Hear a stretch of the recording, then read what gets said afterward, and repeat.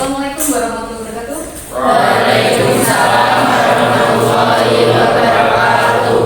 Selamat pagi. Pagi. Sehat ya sayang ya? Alhamdulillah. Sebelum kita mengawali pertemuan kali ini, kita berdoa dulu. Salah satu pimpin doa.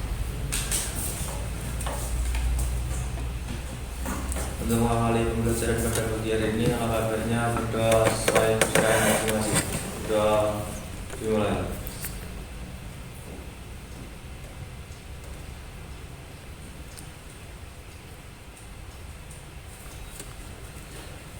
Doa selesai. Terima kasih.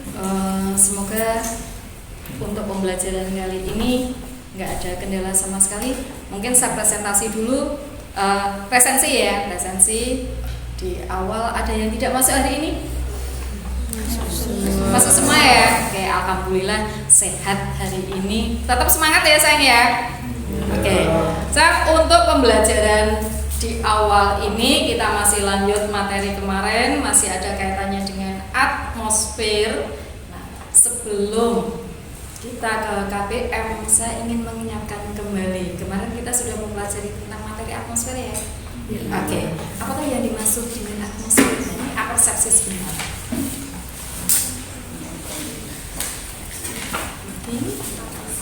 Lapisan. Ingat kata-kata saya, dengar suara saya. Nah, ya, berarti logikanya ada perantara apa? Udara yang bergerak disebut dengan angin. Itu merupakan salah satu contoh dari unsur cuaca dan iklim. Kita berbicara tentang atmosfer. Kalau begitu, masih bernafas detik ini? Oke, menghirup apa?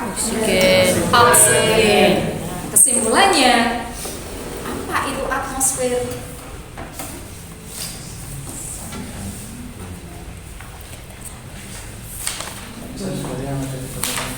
Oke, yang keras Mas Idan. Lapisan udara yang ada di permukaan.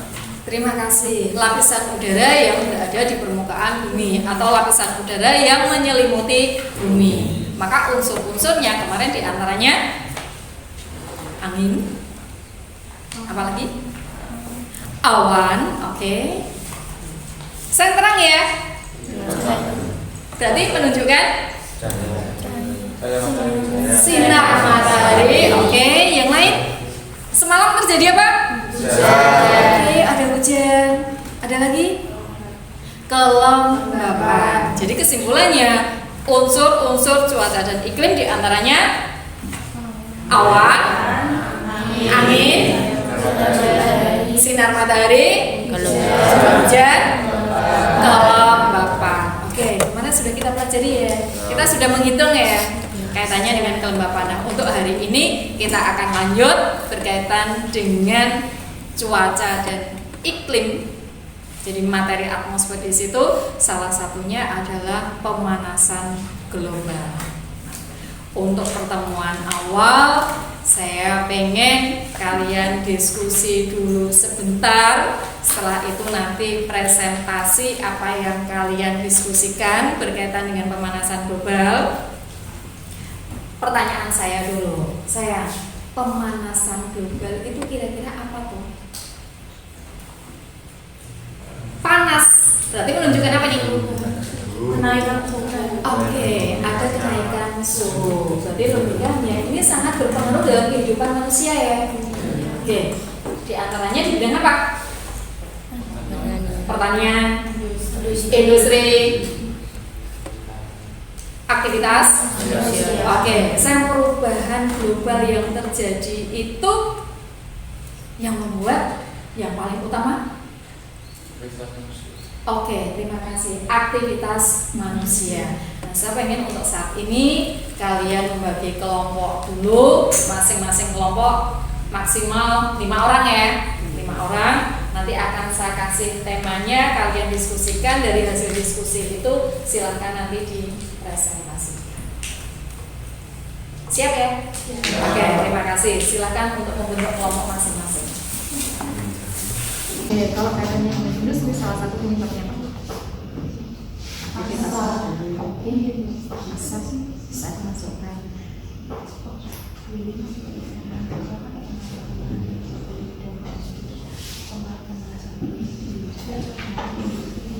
dalam kehidupan sehari-hari, kaitannya dengan lingkungan. Kalau di bidang industri itu kira-kira pengaruhnya terhadap kehidupan di lingkungan sekitar bagaimana? Oke. Bisa diterima? Oke, bisa lanjut? Cukup ya?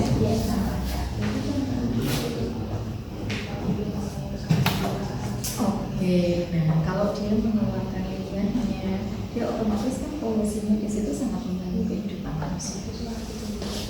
Oke.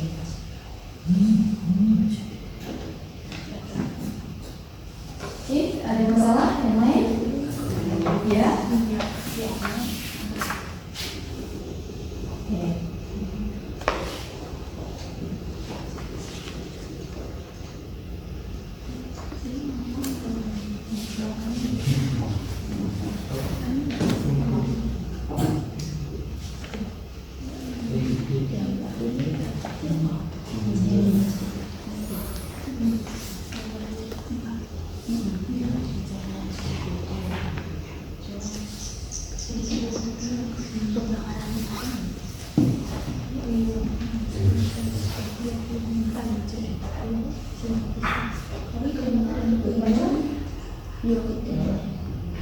Gak ada masalah ya? Oke, tapi sudah terpecahkan.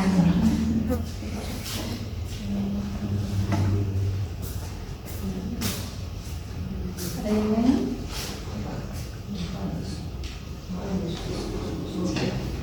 Solusi literasi buku paket ada.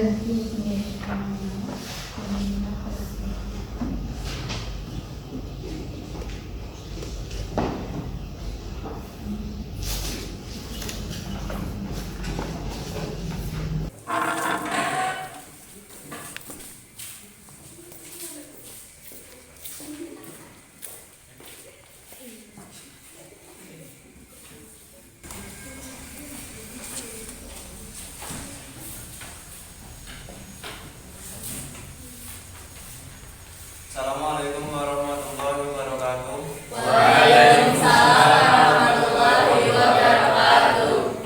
Berdirinya kami di sini akan mempresentasikan tugas yang diberikan kepada UI tentang pengaruh pemanasan global di bidang pertanian. Sebelumnya, perkenalan, nama saya Muhammad Yoga Pratama dan rekan-rekan saya. Perkenalkan, nama saya Muhammad Faisal Iksan. Saya Nanda Agustina, saya Surya Agustini, saya Desa Menarita. Yang pertama, pengertian pemanasan global. Pemanasan global adalah meningkatnya suhu rata-rata atmosfer, bumi, dan lautan. Yang kedua, pengaruh pemanasan global di bidang pertanian. Pengaruh pemanasan global di bidang pertanian yaitu dapat berdampak negatif pada pertanian dengan meningkatnya suhu rata-rata, perubahan pola hujan, dan terjadinya cuaca ekstrim. Ini dapat mengakibatkan penurunan hasil pertanian, perubahan musim tanam, dan meningkatnya resiko bencana alam seperti kekeringan atau banjir. Upaya mitigasi dan adaptasi diperlukan untuk melindungi ketahanan pangan di tengah tantangan perubahan iklim ini. Yang ketiga, dampak terhadap kehidupan. Dampak pemanasan global terhadap kehidupan yaitu suhu lebih panas sehingga tanaman tidak mengalami pertumbuhan. 2. Iklim berubah sehingga menyebabkan gagal panen. Yang terakhir yaitu solusinya. Solusi menghadapi pemanasan global: 1. Dengan cara mengurangi penggunaan pupuk kimia. Yang kedua, menghentikan kegiatan bercocok tanam. Kurang lebihnya itu, apakah ada yang ditanyakan? Ini dari kelompok 1 atau kelompok 3 mau menanggapi atau mungkin mau menambahkan atau mau bertanya. Jadi di sini kaitannya dengan pemanasan yang disampaikan di kelompok 2 itu di bidang pertanian ya.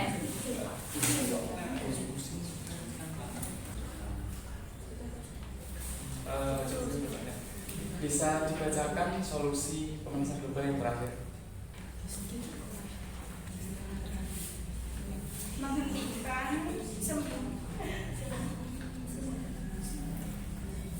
solusi pemanasan global Solusi. dengan cara mengurangi penggunaan pupuk kimia dan mengistirahatkan kegiatan cocok.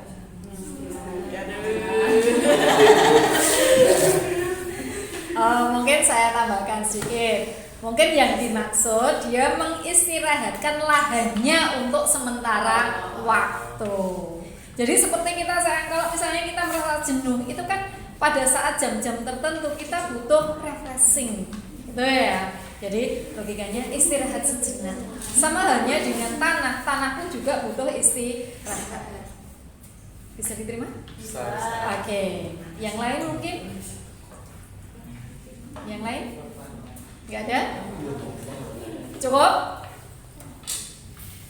Cukup. Dari kelompok 3 mungkin? Nggak ada? Oke. Gimana Mas Eden? Cukup ya? Oke. Terima kasih. Kurang lebihnya itu yang dapat kami sampaikan. Mohon maaf sebesar-besarnya. Wassalamualaikum warahmatullahi wabarakatuh.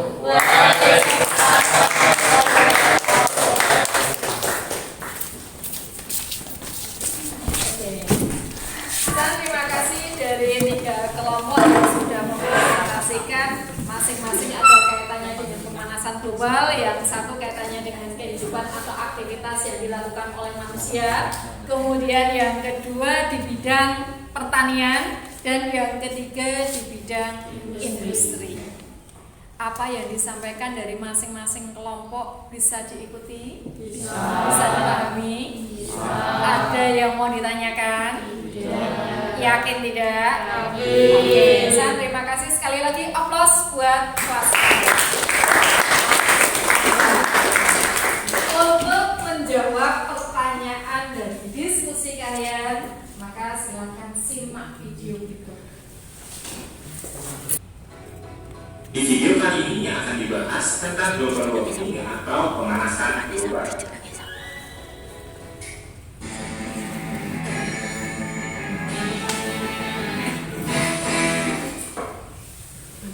Dalam topik global warming ini akan kita bahas tentang pengertian global warming, kemudian penyebabnya, dan selanjutnya kita akan bahas juga tentang dampak dan bagaimana cara mengantisipasi atau mengatasinya. Pertama kita akan melihat mengenai pengertian dari global warming. Pemanasan global atau global warming adalah suatu bentuk ketidakseimbangan ekosistem di bumi akibat terjadinya proses peningkatan suhu di bumi. Global warming dimulai saat matahari bersinar memanasi bumi. Panas matahari tersebut sebagian dipantulkan oleh atmosfer bumi dan sebagian lagi memasuki atmosfer bumi. Panas yang memasuki atmosfer bumi akan diserap oleh atmosfer bumi dan akan dipantulkan oleh permukaan bumi. Panas yang dipantulkan ada yang diteruskan oleh atmosfer dan ada juga yang diserap serta dipantulkan kembali ke segala arah oleh gas rumah kaca. Hal inilah yang menyebabkan suhu bumi semakin tinggi dan terjadi pemanasan global. Efek rumah kaca sendiri adalah kemampuan atmosfer untuk mempertahankan suhu udara panas yang nyaman dalam perubahan nilai kecil. Di sini, gas-gas yang membentuk rumah kaca adalah CO2, CH4, N2O, dan lain-lain. Sebenarnya, efek rumah kaca itu ada gunanya untuk bumi kita dalam hal memberi panas. Jika tak ada efek rumah kaca, maka bumi ini akan diselimuti oleh udara dingin. Atau udah kebayang dong kalau bumi ini dingin. Dengan suhu rata-rata sebesar 15 derajat Celcius atau 59 derajat Fahrenheit, bumi sebenarnya lebih panas 33 derajat Celcius atau 59 derajat Fahrenheit dari suhunya sebelum. Seandainya tidak ada efek rumah kaca, suhu bumi hanya minus 18 derajat Celcius, sehingga es akan menutupi seluruh permukaan bumi. Penyebab yang kedua yaitu polusi karbon dioksida. Karbon dioksida ini berasal dari berbagai proses aktivitas manusia, mulai dari proses pembakaran pada mesin kendaraan, mesin pabrik dan industri, pembangkit listrik berbahan bakar fosil, dan lain-lain. Polusi karbon dioksida ini merupakan penyumbang terbesar penyebab pemanasan global yang terjadi saat ini. Hal ini semakin memburuk karena semakin tingginya penggunaan kendaraan bermotor di berbagai belahan dunia termasuk Indonesia. Jadi penggunaan kendaraan bermotor alangkah baiknya dilakukan seperlunya saja. Kita bisa memanfaatkan kendaraan umum atau dengan berjalan kaki jika jaraknya lebih dekat. Terakhir adalah bagaimana cara mengatasi dari pemanasan global. Nah, pemanasan global dapat diatasi dengan tindakan nyata oleh semua umat manusia di berbagai penjuru dunia, tidak peduli tua, muda, anak kecil, dan seterusnya. Eksploitasi alam yang selama ini dilakukan harus dikendalikan dengan baik. Mengacu pada pengertian pemanasan global tersebut, kita bisa melihat beberapa upaya sederhana untuk mengatasinya. Yang pertama, mengurangi penggunaan kendaraan bermotor. Yang kedua, menjaga kelestarian alam. Yang ketiga, mengontrol pemakaian listrik. Yang keempat, mengendalikan limbah. Dan yang selanjutnya adalah mengurangi penggunaan gas freon pada alat-alat rumah tangga. Oke, selanjutnya kita akan bahas contoh soal. Di sini ada satu contoh soal dan satu soal latihan. Kita lihat contoh soalnya dulu. Pada lapisan troposfer, ozon itu bersifat meracuni. Oke, terima kasih. Itu tayangan sekilas kaitannya dengan apa yang sudah kalian diskusikan, yaitu tentang pemanasan global. Mungkin untuk materi ini mungkin ada yang mau disampaikan atau mungkin ada yang mau ditanyakan? Tidak ada ya. Berarti kata kunci kalian bisa menyimpulkan sendiri bahwa kalau kaitannya dengan pemanasan global itu karena adanya ketidakseimbangan suhu yang terjadi di permukaan bumi. Sebagai akibat, tadi dari kelompok 1 menyampaikan salah satunya adalah berkaitan dengan aktivitas manusia. Tadi sudah disampaikan ya, penggunaan peralatan rumah tangga. Salah satunya apa? Oke, ada kaitannya dengan kulkas, mungkin kaitannya dengan kosmetik yang dipakai hairspray. Nah, iya. Itu salah satunya, itu bisa menimbulkan lapisan ozon menipis. Jadi ada kaitannya dengan aktivitas manusia yang berkaitan dengan peralatan rumah tangga ya. Itu yang nampak sekali. Jadi ada bulan basah dan bulan kering. Iya. Jadi ada pembagian iklim menurut Samuel Ferguson. Menurut Samuel Ferguson, pembagian iklimnya itu didasarkan pada kriteria. Kriterianya apa? Jumlah bulan basah, balik ya. Jumlah bulan kering dibagi jumlah bulan basah kali 100%. Sekarang, untuk Samuel Ferguson dikatakan bulan itu bulan kering apabila curah hujannya kurang dari 60. Jadi curah hujan itu satuannya pakai milimeter. Oke, ini udah patokan ya. Jadi kalau patokan kayak untuk minyak ya. Kemudian bulan basah itu lebih dari 100 milimeter. Jadi kalau kata kunci kurang dari 60 masuk nggak? Masuk. Kurang dari 60? Tidak masuk ya? Tidak dihitung ya? Tadi katanya diabaikan, tidak dianggap kan gitu, dicuekin. Berarti yang dihitung 59 toh. Paham? Oke. Kalau yang lebih dari 100-nya masuk nggak? Berarti yang dihitung? Oke, 101 ke atas. Jadi antara angka 60 sampai angka 100 itu dianggap bulan lebat atau bulan sedang, maka dia itu baru di bulan semangat.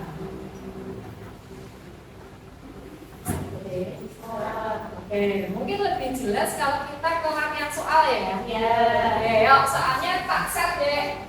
Silakan dibuka handphonenya, nanti dikerjakan. Yang tidak tahu bisa ditanyakan.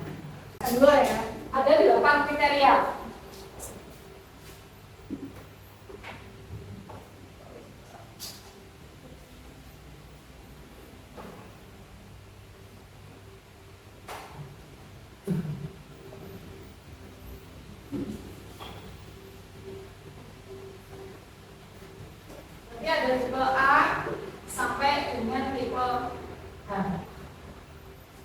8 huruf ya? Ya enggak? Oke. A, B, C, D, E, F. G ya sayang? Ya, oke. Ada 8 kriterianya. Jadi nanti kriteria itu caranya menghitung. Tadi dari jumlah bulan kering dibagi jumlah bulan basah kali 100. Coba sekarang kalian hitung dulu. Dikerjakan di buku. Ini kerjakan di sini.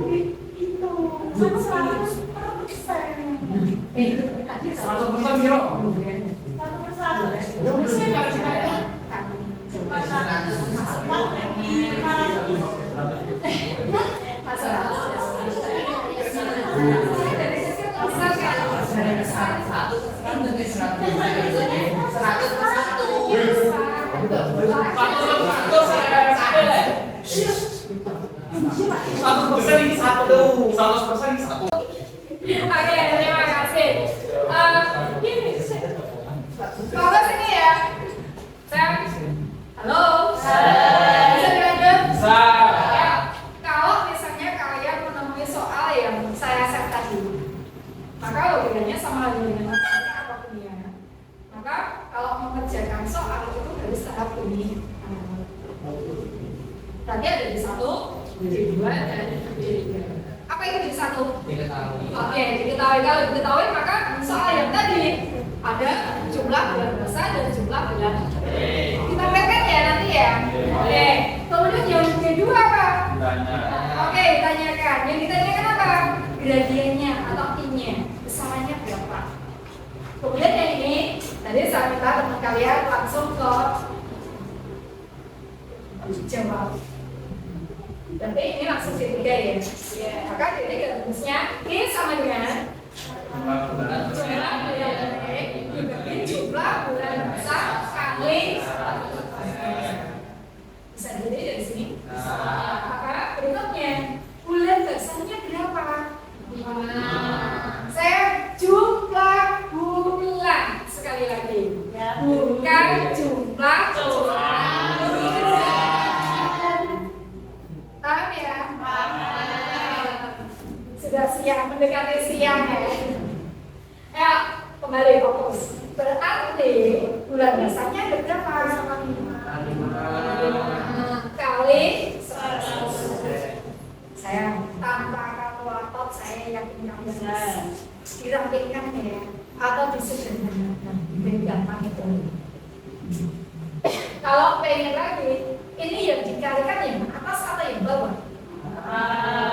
Otomatis atas ya.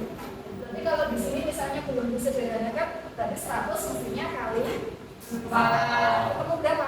400. Yang bawah ini tetap angka 5, bukan 500 ya sayang ya. Tadi saya lihat di situ masih ada. Jadi yang dikalikan itu yang atasnya saja.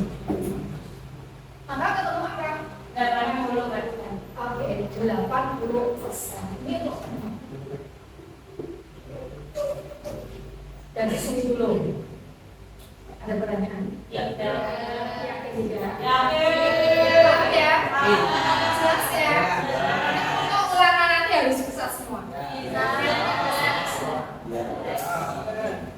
Itu ada katanya bulan puasa dan bulan hari. Jadi masih ada kaitan dengan bidang pertanian. Semoga pertemuan hari ini bermanfaat. Persiapan pulang ya, karena menjam terakhir. Jangan lupa